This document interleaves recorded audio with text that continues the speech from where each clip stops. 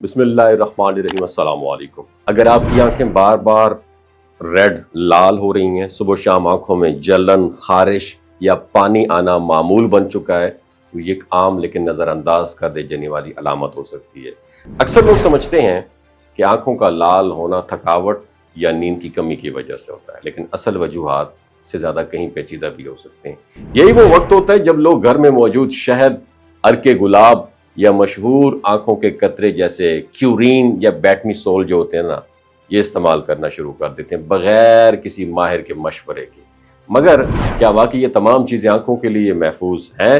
یا وقتی آرام تو دیتی ہیں یہ چیزیں، لیکن فیوچر میں کسی بڑے نقصان کی بنیاد بن سکتی ہیں۔ ناظرین، آنکھوں کی لالی کی سب سے بڑی عام وجہ انفیکشن ہوتی ہے، جو بیکٹیریا، وائرس یا فنگس کی وجہ سے ہوتی ہے۔ ان کے علاوہ آنکھوں کا خشک ہونا، جس سے ڈرائی آئیز کہا جاتا ہے، یہ بھی ایک بہت بڑی ریزن ہے۔ مسلسل سکرین دیکھنا، کم پانی پینا یا ماحول کی خشکی بھی اس کیفیت کو اور بڑھا سکتی ہے۔ ایک اور وجہ آنکھوں کی الرجی ہے، جو کہ گرد و غبار، دھواں یا کسی مخصوص مادے کے ریئیکشن سے بھی ہو سکتی ہیں۔ ایسی صورت میں سب سے محفوظ اور مؤثر طریقہ یہ ہے کہ آپ مصنوعی آنسو، آرٹیفیشل ٹیئرز پر مشتمل قطرے استعمال کریں۔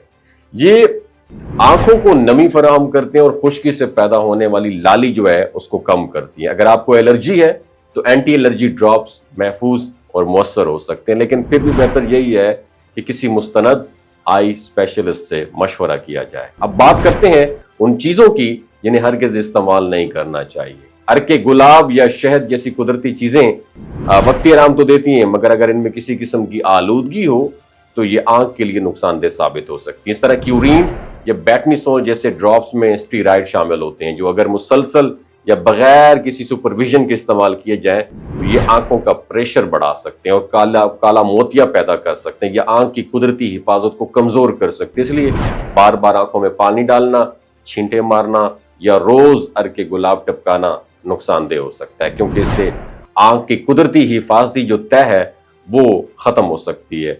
خلاصہ یہ ویڈیو کا کہ آنکھوں کی لالی معمولی بات نہیں ہے۔ خود علاج کرنے سے بہتر ہے کہ آپ خود سیلف میڈیکیشن کرتے رہیں، کسی آئی اسپیشلسٹ سے اپوائنٹمنٹ لیں، تفصیلی معائنہ کروائیں اور پھر ان کے مشورے سے دوا استعمال کریں۔ آنکھ ایک انمول نعمت ہے، اسے تجربات کی خدا را بھینٹ نہ چڑھائیں۔ وما علینا الا البلاغ المبین۔ یہ جو گلگت بلتستان کے لوگ ہیں نا، ان کی ایوریج عمر 90 سال سے بھی زیادہ ہوتی ہے۔ You know why? کیونکہ یہ لوگ شیلاجیت استعمال کرتے ہیں۔ شیلاجیت کے اندر 85 منرلز ہوتے ہیں۔ اگر آپ چیزوں کو جلدی بھول جاتے ہیں، مردانہ کمزوری محسوس کرتے ہیں، اولاد جیسی نعمت سے محروم ہیں، آپ کے سپرم کاؤنٹ کم ہیں، ٹیسٹوسٹیرون ہارمون امبیلنس ہیں، آپ سدا بہار جوان نظر آنا چاہتے ہیں، خون کی کمی کو دور کرنا چاہتے ہیں، ہڈیوں جوڑوں کے دردوں سے نجات حاصل کرنا چاہتے ہیں، موٹاپا کم کرنا چاہتے ہیں، تو ڈاکٹر اسد محمود کی پیور اینڈ نیچرل شیلاجیت ضرور استعمال کریں۔ ایک بات آپ نے دماغ کی کھڑکیوں کو کھول کے سننی ہے اور یاد رکھنی ہے، ہمیشہ آرگینک اور قدرتی چیزوں کا استعمال کریں۔ کیمیکل والے فوڈ سپلیمنٹ خدا را آپ نے استعمال نہیں کرنے۔